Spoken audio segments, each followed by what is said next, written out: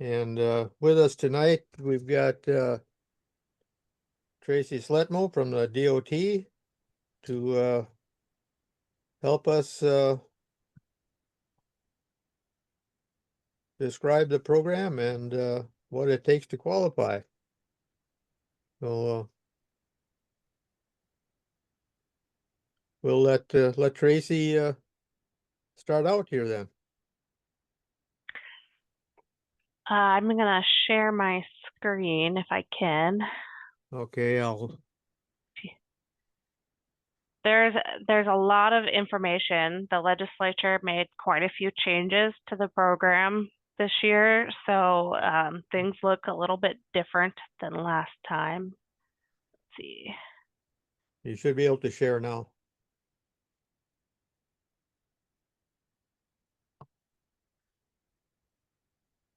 Um, so if you can see my screen on the DOT's website, if you go over here to construction and planning, and then down to grant and funding programs, then you'd click on state grants, and the Flex Fund is the first one that you can click on. This brings you to the Flex Fund page. Up here at the top, you'll see we're going to have a couple webinars, one on July 22nd at 10 a.m. and one July 31st at 5 p.m. And we're going to go into a lot more detail about the programs, how they've changed, walk through the application a little bit. Tonight, I'll just kind of briefly go over things, but we tried to provide a lot more information this time around about how to apply, what we're looking for. So the very first thing I would point you to is to click on this program guidance. This is where you are going to find the majority of the information. So if you want, in this table of contents, you can click right on grants for townships, and that'll take you right to that section.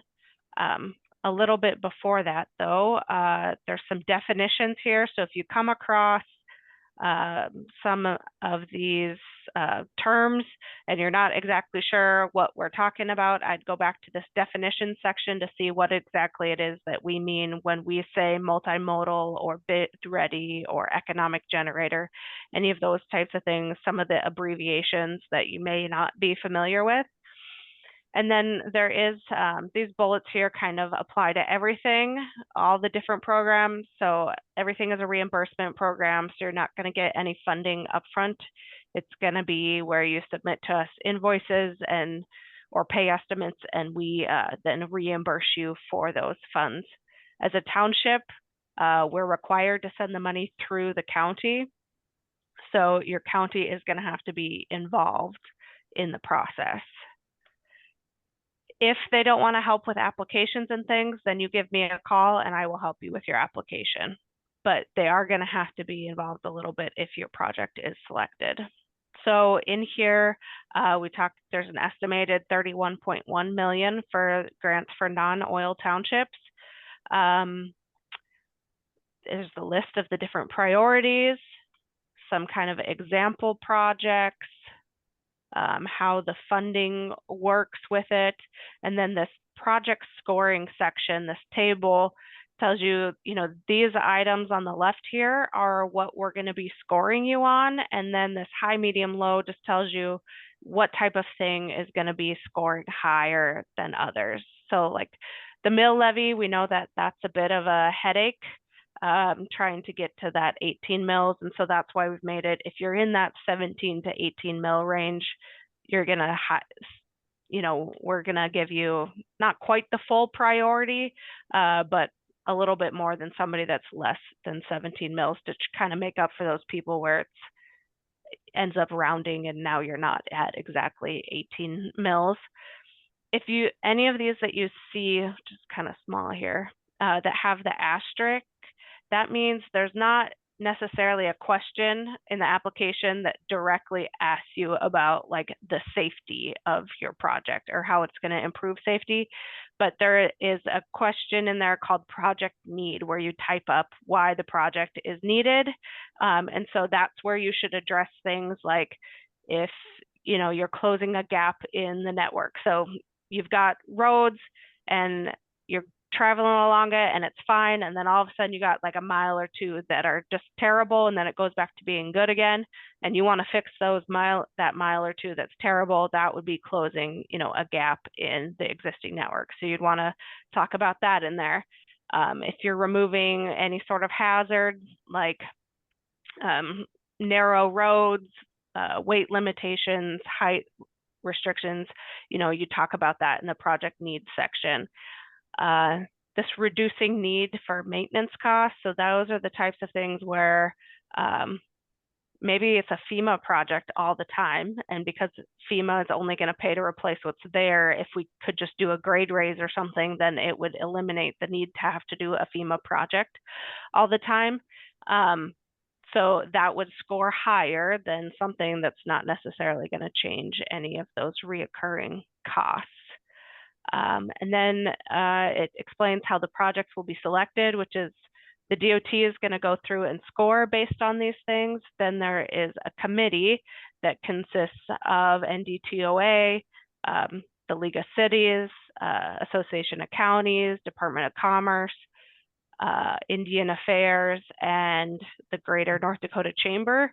And they're the ones that are going to then make the final ranking of the projects and send those to the DOT director, who will then make the final selection from that rank.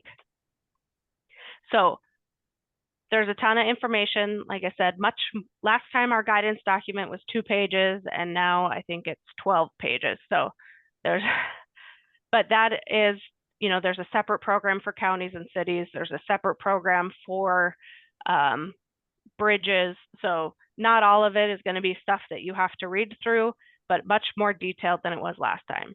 So that is your first stop. Then here, you'll just see short descriptions of the grant programs. And this is where you click to actually apply for the Flex Fund. And this is what opens up the application.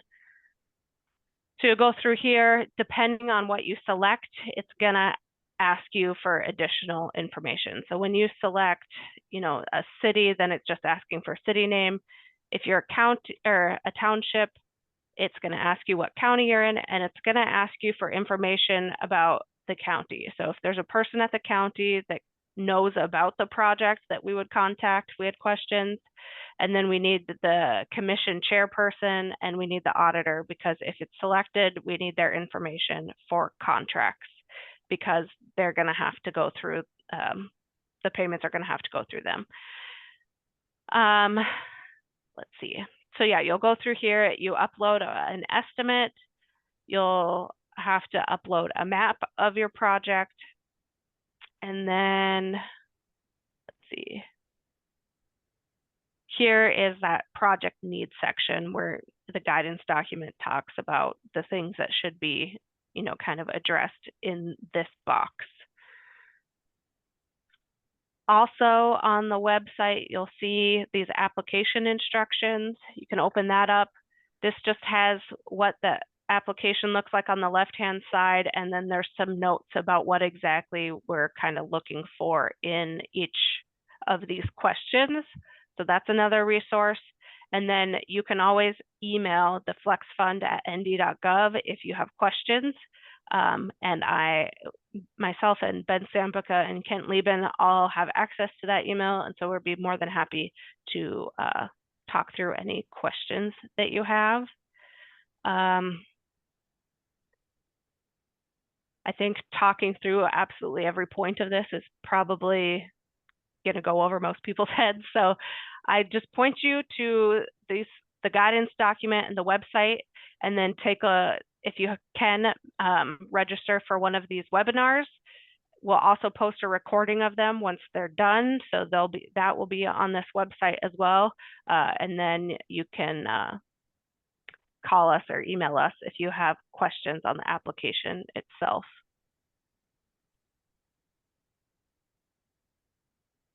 And applications are due September 19th. So there's some time to get stuff together for them.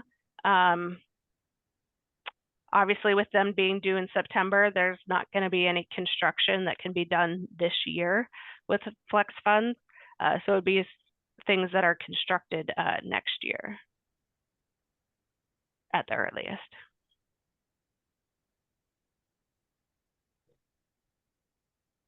I know that was a lot to go through too. Just again, if you're on the DOT's website, construction and planning, grant and funding programs, state grants, flex fund. Or the website is, if you can remember it, dot.nd.gov/flex fund. We'll get you there a little bit quicker. Yeah, okay, thank you, Traci. We also did, put that link, went out in our email for this, so, everybody's got it, and we'll have it on our website. So, just go to ndtua.com and it'll be right there on the grants page, so. Anybody out there got any questions tonight?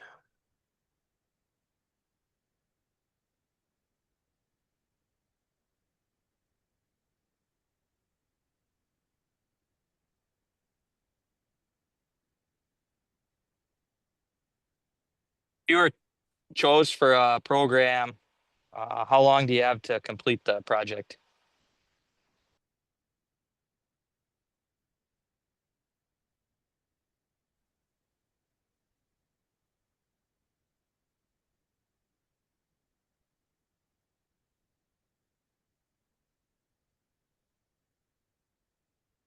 No.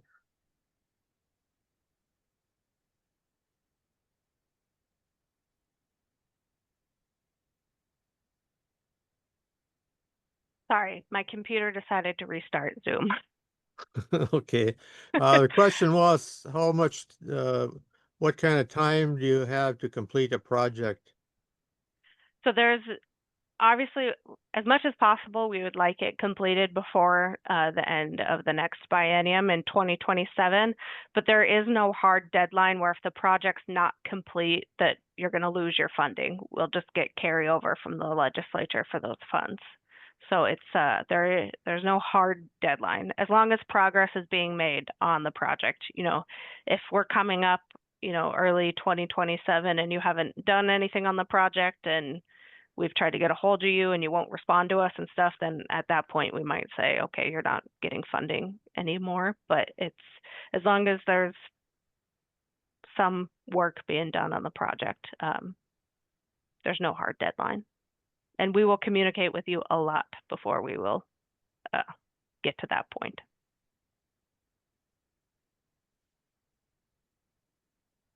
Hey, any other questions out there?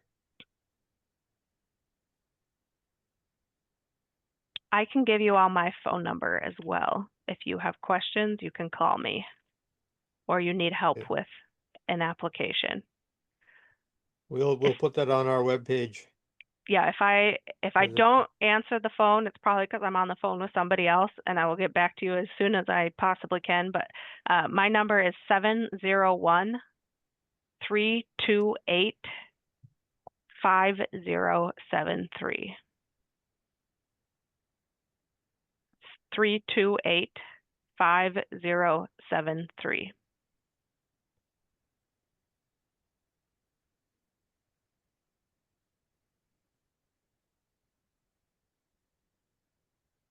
Oh, and one major thing is the definition. So all of these are for non-oil townships, but the definition of oil producing county has changed.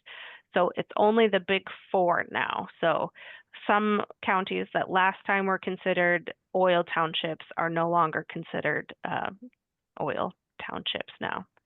And I will say there is quite a bit. Last time, you know, we had $84 million and there was $430 million in requested project costs.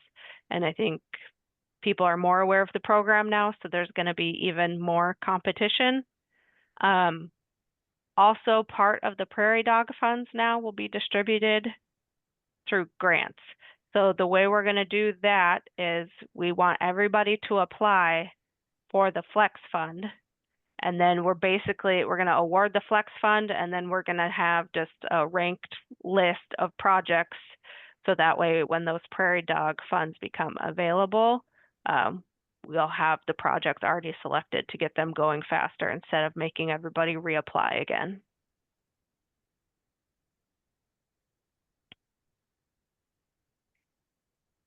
And also this year, part of the flex fund is going to be sent out as just straight distributions to the townships, so it's not all grant money.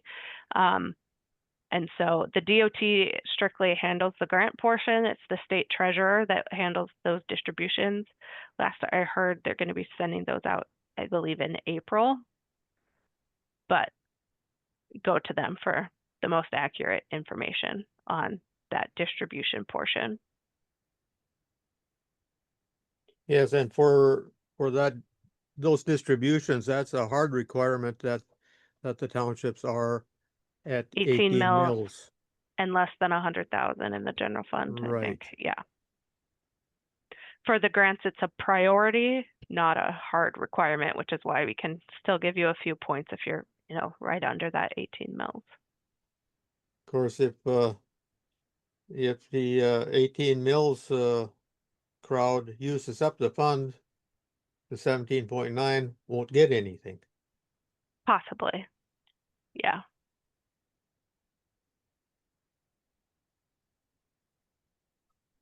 Is that 100,000 in the general fund then, is that a restriction as well as on the grants?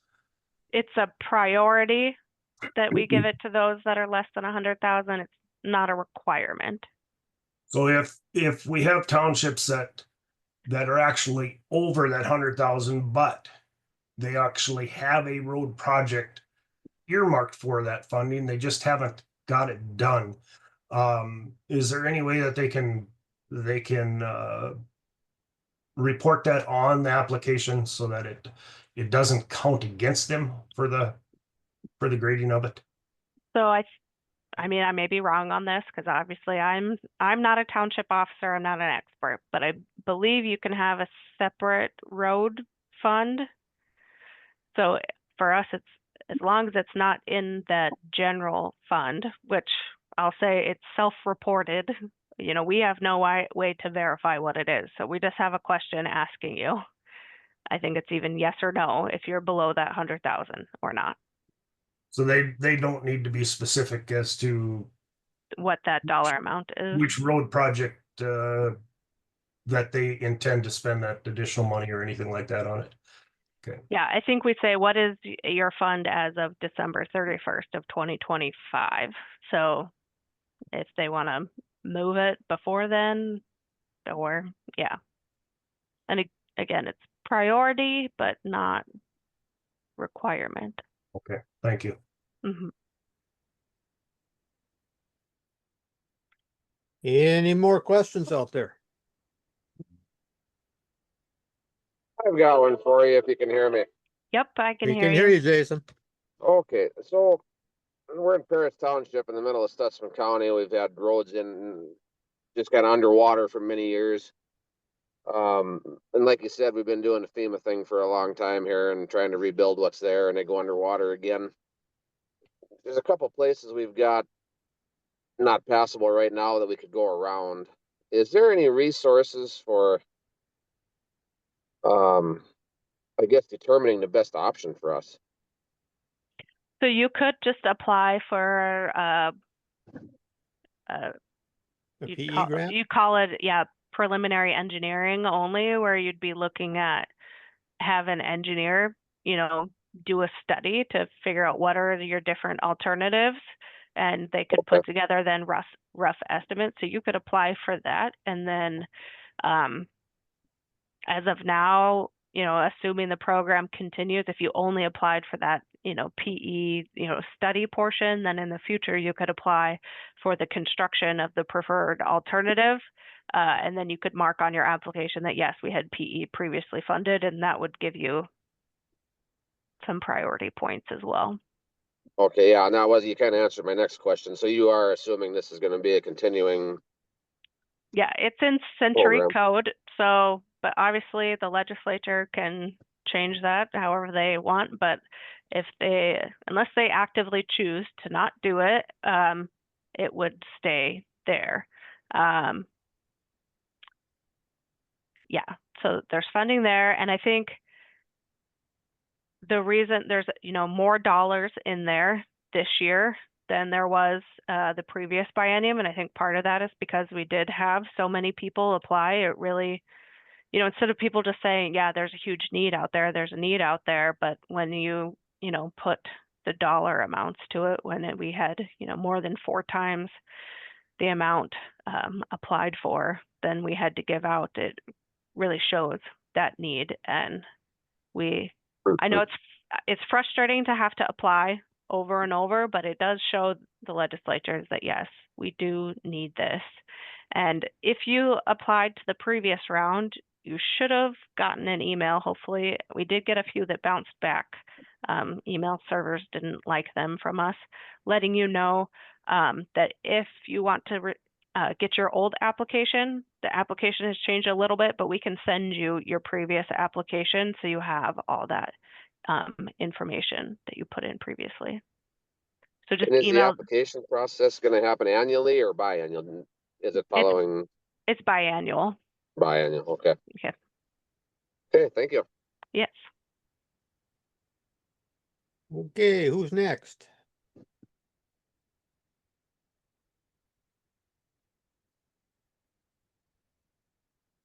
I will say if you want help with your application, please don't put it till the last minute because I may have lots of people calling me to help them with applications at the very end there. So we can maybe do a little bit better job if we start doing it early.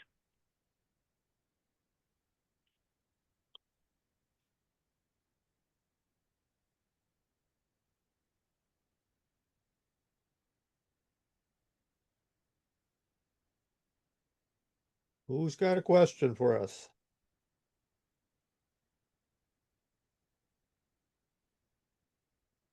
If you think of anything else, you give me a call or you email that flexfund@nd.gov and we'll get an answer to you as quick as we can.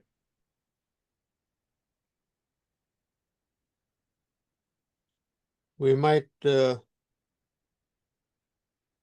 ask Traci to come back next month for Township Tuesday next month. If she'd be willing to do that too, we could do a little bit better job of publicizing that she'll be with us to help. Mm-hmm. By then, a few more townships will have started looking at the process and may come up with questions. Yep.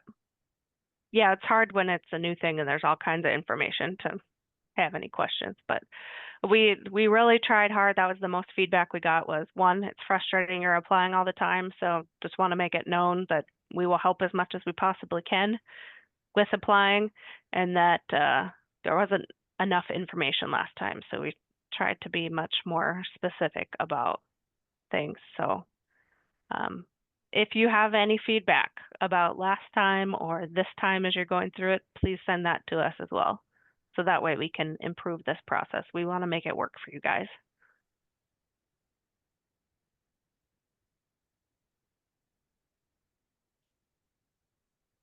I'll hang on the phone for a little bit while longer here too. So if anybody else thinks of anything.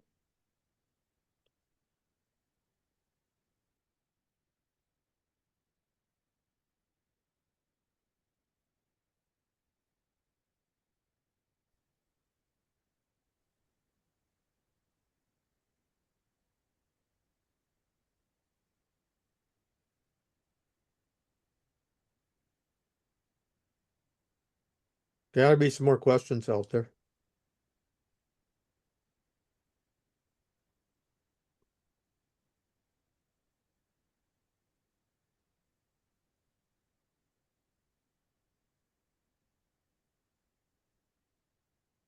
Well, some people have had questions about how to get their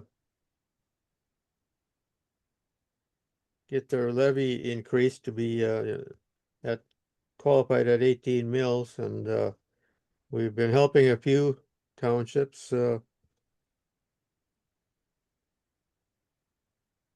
it's set up to hold a special meeting to raise their levy. There will be a requirement for all townships to have a budget hearing sometime between September 7th and October 7th. Anyway, so that can just as well be if a township is under 18 mills, they could just well have a special meeting of their township and go through the vote to raise their levy at that time. That would be one way of accomplishing it and getting it done. It's got to be done by December 31st. So we've had a few townships ask questions about that, and believe they've got that in their plans. Any questions on the mill levy requirement and accomplishing that?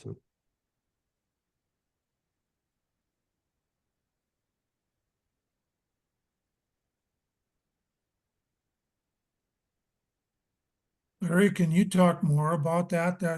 I guess that's the first I've heard of that special requirement, new requirement. Can you talk more about that? Okay, House Bill 1176, the property tax capping bill, requires that all political subdivisions must have a budget hearing during the time that I said, and before that, you have to have the information into your county auditor in August, so they can put a notice in the paper when your budget hearing is going to be held.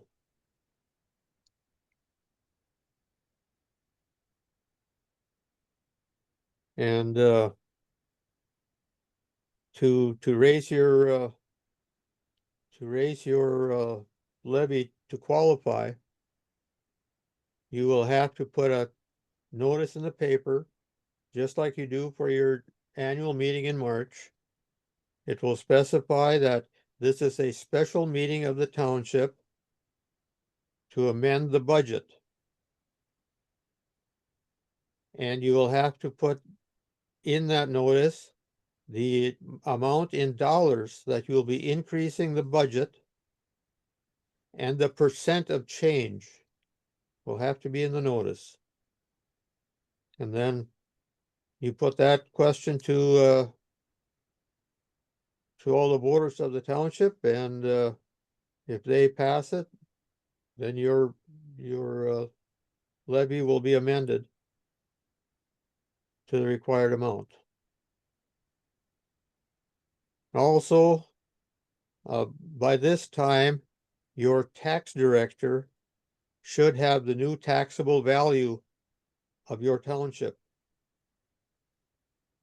With that, it can be computed what your budget will have to be to work out to be 18 mills against your new taxable valuation. We'll have more on that on the website, and we'll be mailing stuff out on that also.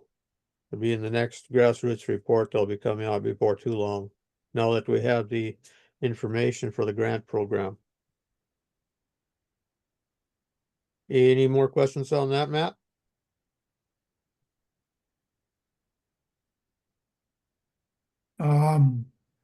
Yeah, but not really. It's like, how is this better? I thought our township form of government was already the best there was. Well, the legislature comes up with some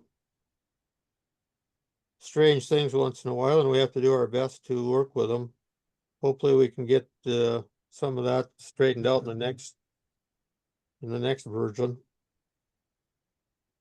They know that 1176 will need adjusting the next time the legislature meets, so maybe we can get some of this stuff straightened out a little bit better. Any more questions out there?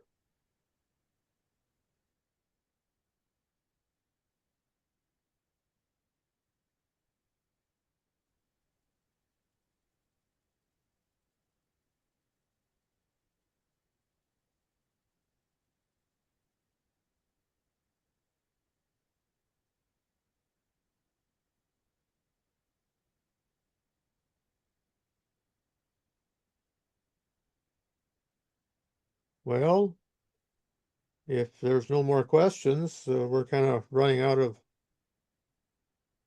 material here for this evening.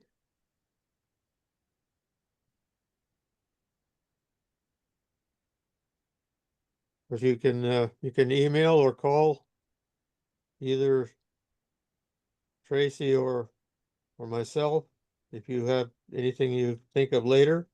And of course, if you give us questions ahead of time, we can prepare to address those at the next Township Tuesday.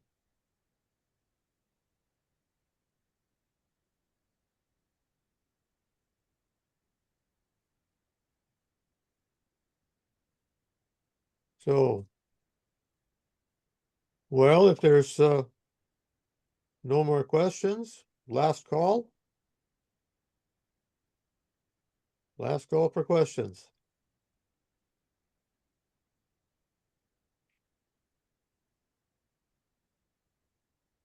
Well, I thank you all for taking time to be here, and thank you, Traci, for joining us Yes, and no giving us a problem. rundown. Yeah. Just to encourage you guys, if you want more information, to register for one of those webinars we'll be holding on the 22nd or the 31st. That way you get that information. Right, we'll be putting out another email with those dates and times very shortly here. Good deal. Thank you Thank very you. much for that. Thank you everyone for attending, and thank you Traci so much for helping our townships again. You listed 3 names. Did we add an additional helper for the townships, or It's me and Ben, and then Kent is our supervisor. Kent's your supervisor? Okay. Yeah. You do have one more person coming. Yes, we do.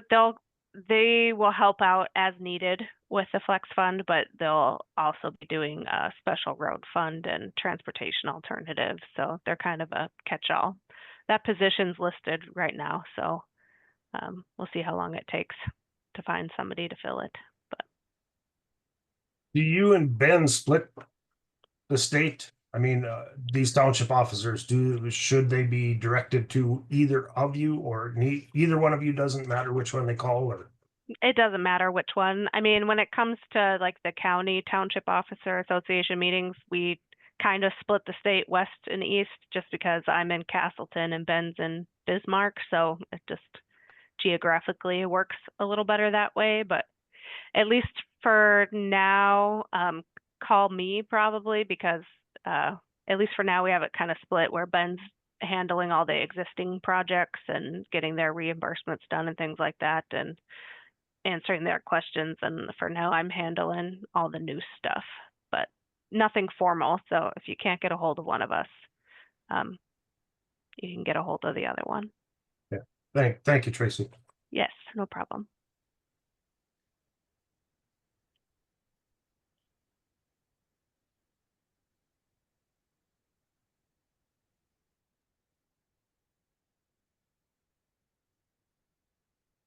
Well, I guess that ends our program for this evening. And thanks again for tuning in. We'll When is the next one, Larry, so I can get it on my calendar? But- The second Tuesday of August. Okay.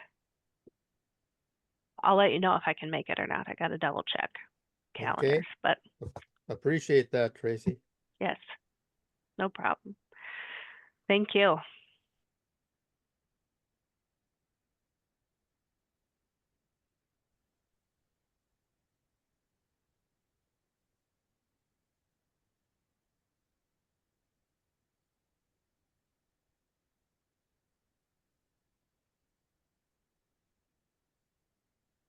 Larry, will that application form be on our website?